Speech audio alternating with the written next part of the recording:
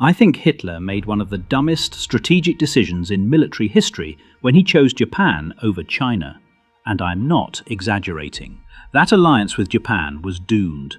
That single choice cost Germany the war before it even began. You see, in the 1930s, Germany had a golden partnership with Nationalist China. We're talking about major trade deals, German military advisors training Chinese troops in exchange for China supplying vital raw materials like tungsten and antimony, materials Germany desperately needed for their war machine. Chiang Kai-shek's adopted son, Chiang Wei-kuo, literally wore a Nazi uniform and served as an officer candidate in the Wehrmacht. The relationship was that close. But then some champagne salesman named Joachim von Ribbentrop decided he knew better than everyone else. This guy, and I cannot stress this enough, single-handedly sabotaged the most promising alliance Germany could have had in Asia. His reason? He had a personal hard-on for Japan and wanted to build his political career by playing diplomat. If Hitler had just fired Ribbentrop and stuck with China, Germany wins World War II. And that's for sure. Period. And in this video, I'm going to show you exactly how. Let's go back to 1920. Germany, freshly humiliated and crippled by the harsh terms of the Treaty of Versailles, is looking for friends. China, meanwhile, is in the middle of a civil war and desperately needs modern military equipment and expertise. It's like a match made in heaven. A practical and mutually beneficial relationship blossomed between Germany and China. By 1933, when the Nazis took power, this relationship was actively expanding. General Hans von Ziegt, the man who basically created the modern Wehrmacht, went to China and proposed his 80-division plan. It was basically a plan to reform and modernize the Chinese army into 80 highly trained and well-equipped divisions. Although his plan was never fully implemented, German officers were commanding Chinese troops. 8 divisions completed training to the full German standard. These divisions became the elite of the National Revolutionary Army, NRA, and offered the fiercest resistance against the Imperial Japanese Army. German steel and machine works, power plants and chemical factories were being built in China. The Chinese became a major customer for German weapons like artillery, anti-tank and anti-aircraft weapons. Obviously, this wasn't some minor trade relationship. Germany was building an industrial powerhouse in Asia. The Nazis even sent Hitler Youth delegations to China. Hitler Youth marching and participating in Chinese camps. That's how serious this alliance was. Then the incompetent bootlicker Ribbentrop shows up and starts whispering to Hitler about Japan. Oh, Japan is a real power. Japan can counter the Soviets, he claims. That's nonsense. Japan was a resource-starved island nation that was already overstretched in China and would eventually drag Germany into war with the United States. But Ribbentrop doesn't care about that. He's more concerned about looking important. So he orchestrates the anti-Comintern Pact with Japan in 1936. And slowly but surely, he strangles the Sino-German relationship. By 1938, he threatened to send German advisors' families to concentration camps if they didn't leave China. That's right.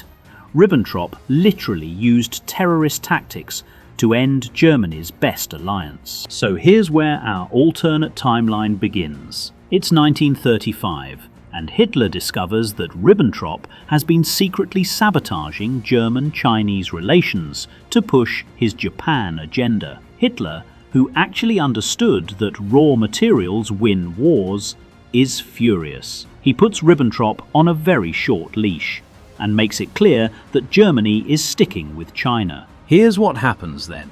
The German advisory mission expands.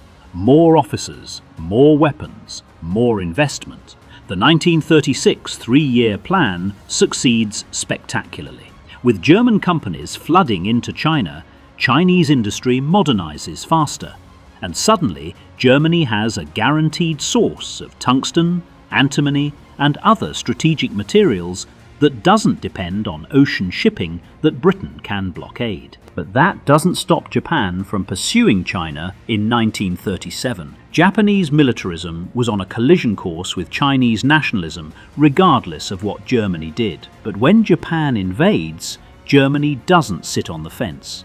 Germany immediately condemns the invasion and sends more aid to China. This is huge. In real history, Germany's betrayal of China was one of the most shameful moments of pre-war diplomacy. In this timeline, Germany is defending Chinese sovereignty. Let's talk about what this means for the war against Japan. The Second Sino-Japanese War goes very differently this time. Chinese forces, equipped with more German weapons and trained by German advisors, put up stiffer resistance. They don't lose as much territory. The Nanjing Massacre, the darkest chapter of the war, that killed over 300,000 people and involved the widespread rape of an estimated 20,000 to 80,000 women. That brutal event may get far more international attention because German advisors are there witnessing it. This alliance completely changes the pre-war diplomatic setting. The United States and Britain see Germany defending China against Japanese aggression. They see Germany as a potential partner against Japanese expansion in Asia. The image rehabilitation is incredible. Remember, before 1939,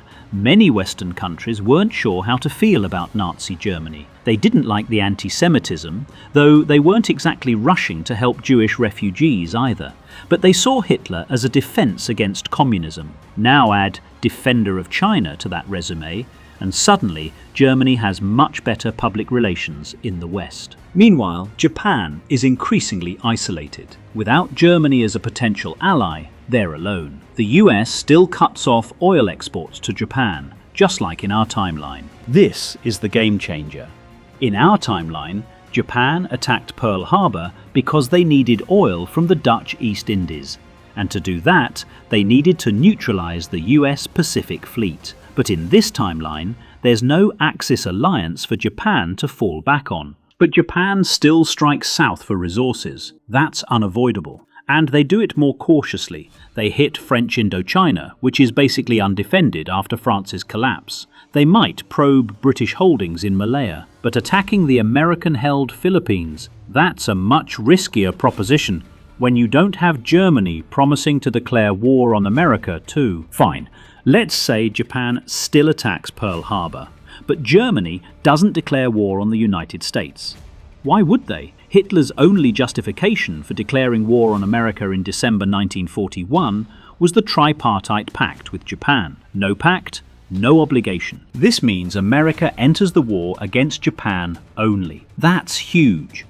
The entire American industrial machine that crushed Germany in our timeline is now focused on Japan. Britain is still at war with Germany, sure, but Britain alone can't win. Now let's talk about the invasion of the Soviet Union. In our timeline, Hitler launched Operation Barbarossa in June 1941, while still fighting Britain and dealing with the logistical nightmare of fighting on multiple fronts. In this timeline, Hitler waits. They hold back because China isn't ready yet. Remember, Germany's strategic depth now includes China. Just like Italy kept saying they wouldn't be ready for war until 1943, China needs time to fully modernize and defeat the last of communists. So Hitler delays Barbarossa until 1943. This is controversial because a delayed Barbarossa is a successful Barbarossa, because Germany now has 2 more years to prepare. More tanks, more planes, better logistics. The Wehrmacht in 1943 is significantly more powerful than the Wehrmacht in 1941. By that time, the Soviet Union's Great Purge was complete, but they hadn't fully recovered.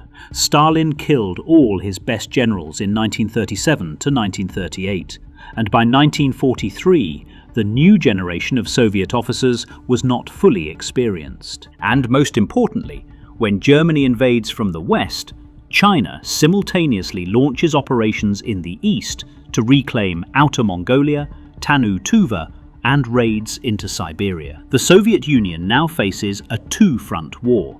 This is what the Soviets feared most. In our timeline, they signed a neutrality pact with Japan in 1941, specifically to avoid fighting on two fronts. In this timeline, they don't have that luxury. Chinese forces slam into Soviet positions in Mongolia, while German panzers race across the plains of Ukraine. Here's what people misunderstand about Operation Barbarossa. Germany came terrifyingly close to winning, even in our timeline. Moscow was within sight. Leningrad was under siege. If Germany had just a bit more strength, a bit more resources, a bit more help, they would have broken the Soviet Union. But in this alternate history, they have all the help they need. So the German advance goes deeper. They take Moscow in 1944. The Soviet government evacuates to the Urals. But the psychological blow is devastating. Lenin's tomb is in German hands. The symbolic heart of communism has fallen. But Stalin is too stubborn to surrender. And by 1945, the Germans have reached the Volga. They control the Caucasus oil fields. They've linked up with Chinese forces that have taken Vladivostok. The Soviet Union is sliced in half. Now let's talk about Britain. Churchill is watching all these and realizes Britain is alone. America is busy crushing Japan in the Pacific. The Soviet Union is collapsing, and Germany now controls most of continental Europe and has a massive Chinese ally in Asia. Churchill has three options: to keep fighting and hope for a miracle, to negotiate peace, or hope America eventually joins the war in Europe. But why would America join the war in Europe when Germany didn't attack America? Germany isn't threatening the Western Hemisphere, and American public opinion is firmly against another European war, especially one where Germany can claim they're just fighting communism. The Battle of Britain still happens, but the Luftwaffe is stronger because more resources are available. Britain doesn't fall, but they can't strike back at Germany either. By 1946, the exhausted and isolated Britain negotiated peace. Germany gets a free hand in Eastern Europe. Britain keeps its empire, for now. It's not the peace Churchill wanted, but it's the peace Britain needs to survive. So what does the world look like after Germany and China win World War II? It's dark. It's a nightmare. Europe is under Nazi control. The Holocaust proceeds uninterrupted, and millions die in concentration camps. The Slavic peoples of Eastern Europe face a planned genocide through starvation and forced labor. The Nazi racial ideology is implemented without opposition. China is the dominant power in Asia. Under Chiang Kai-shek's nationalist government, China has absorbed Manchuria, Korea, Mongolia, and parts of Southeast Asia. The Chinese Civil War ended with the communists crushed. Mao is either dead or hiding in some remote cave. Japan is humiliated and forced to pay reparations. They keep the home islands, but everything else, Taiwan, Korea, the Pacific Islands, is stripped away. China and Germany split the gains. Britain is completely sidelined as a world power. They are essentially confined to their island and their colonies, unable to influence European affairs. And America is the only major democracy left standing, but it's isolated.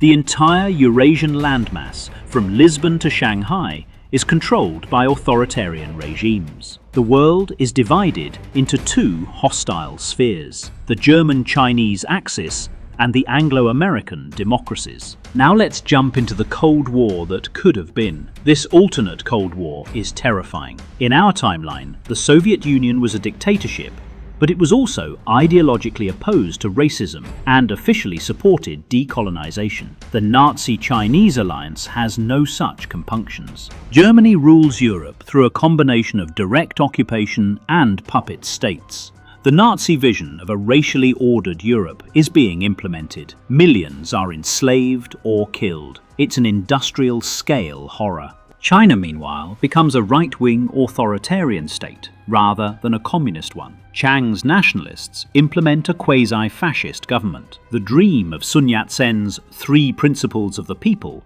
is corrupted into something much darker. The nuclear age still arrives, but now it's Germany and China racing to develop atomic weapons to threaten America. The Manhattan Project succeeds in our timeline in 1945. In this timeline, with America not at war with Germany, it might be delayed.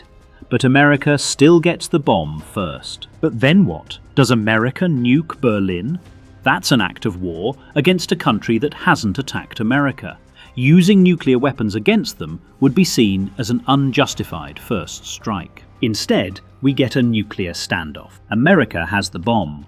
Germany gets it by 1948. China gets it by 1950 with German help. Now we have 3 nuclear powers, and the world lives under the double threat of annihilation. This scenario is not just fantasy. It could actually have happened. The Sino-German alliance was real. It was thriving. Germany and China had complementary needs and no territorial conflicts. The only reason it didn't happen was Ribbentrop. If Hitler had recognized Ribbentrop's incompetence earlier, if he had listened to his generals who preferred China over Japan, if he had thought strategically instead of ideologically, everything changes. Japan was a terrible ally for Germany. They contributed almost nothing to the European war. Instead, they just dragged Germany into conflict with America. The historical record shows German military leaders understood this. They argued for maintaining the China relationship, but they lost the internal political battle to Ribbentrop and his faction. This scenario should keep you up at night, because it shows how close we came to a Nazi victory. The world we live in, no matter how problematic it is no doubt better than this alternate timeline. The Soviet Union was bad, but Nazi Germany was worse. In this timeline, there's no United Nations based on universal human rights. There's no decolonization movement in the 1950s and 60s. There's no civil rights movement inspired by the victory over fascism. Instead, racial hierarchy is enshrined as the organizing principle of international relations. The Chinese in this timeline become junior partners in a global fascist order. The century of humiliation that China suffered at the hands of Western imperialism ends, but it's replaced by German hegemony. And the most chilling part, this system might be stable. Nazi Germany's biggest weakness was that it was constantly at war, constantly expanding, constantly destabilizing. But in this timeline, Germany achieves its main objectives by 1946. They dominate Europe. They've destroyed the Soviet Union. And they have a massive Chinese ally. So what can we learn from this nightmare scenario? First, alliances really matter. One of the factors of the outcome of World War II was who allied with whom. The Anglo-American Soviet alliance won because they coordinated against the Axis. If Germany had allied with China instead of Japan, that coordination becomes exponentially harder. Second, individual decisions have massive consequences. Ribbentrop was a mediocre social climber who got lucky and gained Hitler's confidence. But his choices literally changed the course of the war. That reminds us that in history, individual decisions matter. And third, we can still call ourselves incredibly lucky, despite having World War II that is widely considered the most horrific conflict in history. The actual World War II involved so many close calls and near misses that it's almost miraculous the Allies won. This alternate scenario isn't far-fetched. It required just one major decision to go differently in 1935. Hitler made many mistakes during World War II, but his biggest mistake might have been choosing Japan over China. The Sino-German literally had everything: complementary strengths, shared enemies, practical strategic logic. And we should be grateful it failed. The world we live in is imperfect, but it's infinitely better than the alternative. The victorious Nazi Chinese would have been a dystopian nightmare that might have lasted decades or even centuries.